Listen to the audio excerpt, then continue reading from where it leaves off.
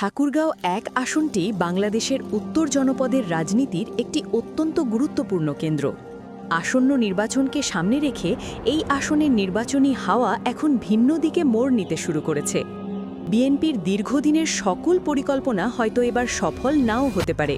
সেখানে মির্জা ফখরুল ইসলাম আলমগীরের মতো জাতীয় পর্যায়ের হেভিওয়েট প্রার্থীর বিরুদ্ধে জামায়াত ইসলামের প্রার্থী দেলোয়ার হোসেনের একটি শক্ত অবস্থান তৈরি হয়েছে। স্থানীয় জনগণের মধ্যে গুঞ্জন ছড়িয়েছে যে দেলোয়ার হোসেন মাঠ পর্যায়ে অত্যন্ত সক্রিয় এবং জনগণের সাথে সরাসরি সম্পৃক্ত থাকার কারণে নির্বাচনী লড়াইয়ে তিনি সুবিধাজনক অবস্থানে রয়েছেন। এই সরাসরি সংযোগ তাকে একজন মাঠের রাজনীতিবিদের প্রতিচ্ছবি হিসেবে সাধারণ মানুষের কাছে প্রতিষ্ঠিত করেছে। মূলত মাঠের সক্রিয়তা ও জনমতের সঙ্গে সংযুক্ত থাকার কারণে দেলোয়ার হোসেন বিজয়ী হয়ে ঘরে ফিরতে পারেন, এমন আশঙ্কাই এখন ঠাকুরগাঁও ১ আসনে বিএনপির জন্য বড় উদ্বেগের কারণ হয়ে দাঁড়িয়েছে। নির্বাচনী দামামা বাজার পর থেকেই দেলোয়ার হোসেনকে মাঠ পর্যায়ে অত্যন্ত কর্মতৎপর দেখা যাচ্ছে। তিনি কেবল বড় বড় জনসভাতেই তার কার্যক্রম সীমাবদ্ধ রাখেননি, বরং নিয়মিতভাবে এলাকা ঘুরে সাধারণ মানুষের সঙ্গে সরাসরি মিশছেন, তাদের দৈনন্দিন অভাব অভিযোগ ও ভবিষ্যতের প্রত্যাশার কথা শুনছেন। তার এই অমায়িক আচরণ ও সরাসরি যোগাযোগ ভোটারদের মনে এক নতুন আস্থার জায়গা তৈরি করেছে। দেলোয়ার হোসেনের উন্নয়ন পরিকল্পনার কেন্দ্রবিন্দুতে রয়েছে ঠাকুরগাঁও বিমানবন্দর পুনরায় চালু করার প্রতিশ্রুতি।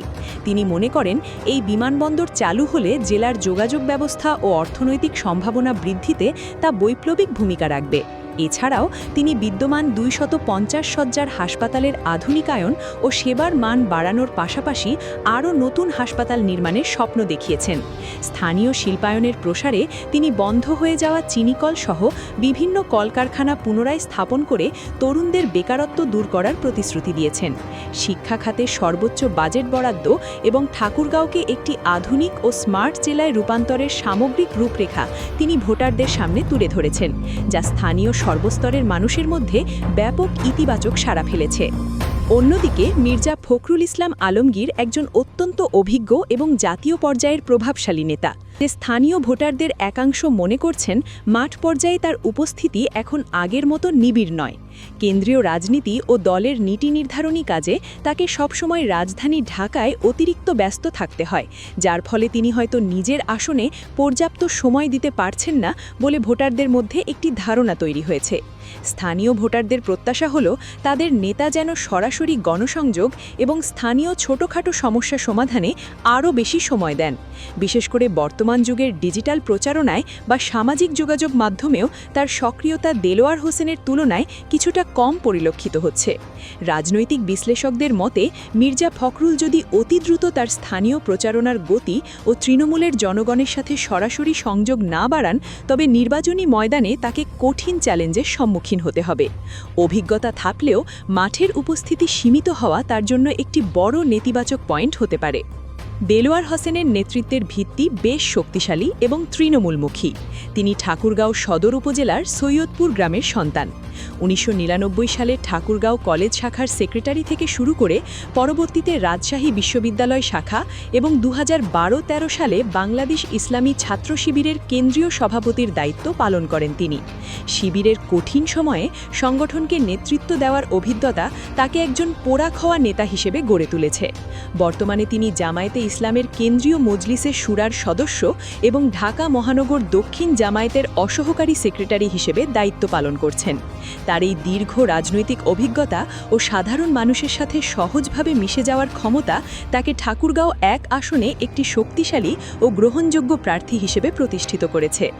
মির্জা ফখরুল ইসলাম আলমগীর ১৮৪৮ সালে ঠাকুরগাঁও জেলায় জন্মগ্রহণ করেন। তার রাজনৈতিক ও পারিবারিক ইতিহাস অত্যন্ত সমৃদ্ধ।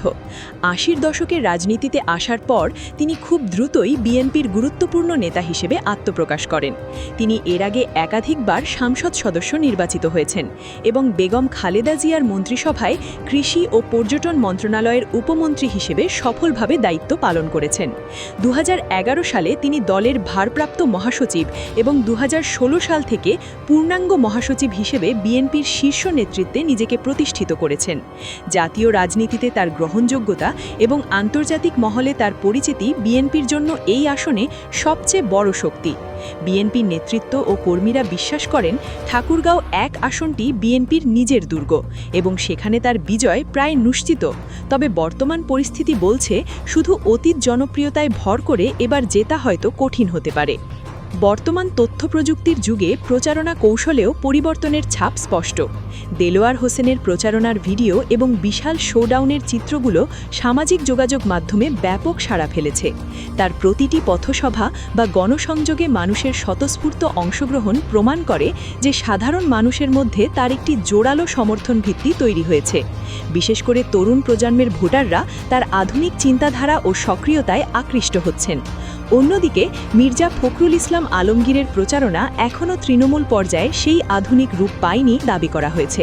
রাজনৈতিক বিশ্লেষকেরা মনে করছেন আসনটি নিজেদের স্থায়ী দুর্গ মনে করে বিএনপি হয়তো কিছুটা আত্মতুষ্টিতে ভুগছে, কিন্তু ভোটাররা এখন সরাসরি যোগাযোগের অভাব বোধ করছেন। সামাজিক যোগাযোগ মাধ্যমে দেলোয়ার হোসেনের ভিডিও ভাইরাল হওয়া এবং জনমানুষের সাথে তার কোলাকুলির দৃশ্যগুলো ভোটারদের মনে গভীর রেখাপাত করছে, যা নির্বাচনী বৈতরণী পার হতে তাকে অনেক সাহায্য করবে।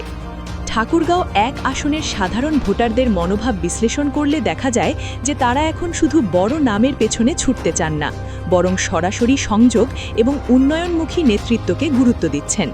এলাকার কৃষক, শ্রমিক ও মধ্যবিত্ত শ্রেণীর ভোটারদের মধ্যে দেলোয়ার হোসেনের প্রতি একটি ইতিবাচক ভক্তি লক্ষ্য করা যাচ্ছে।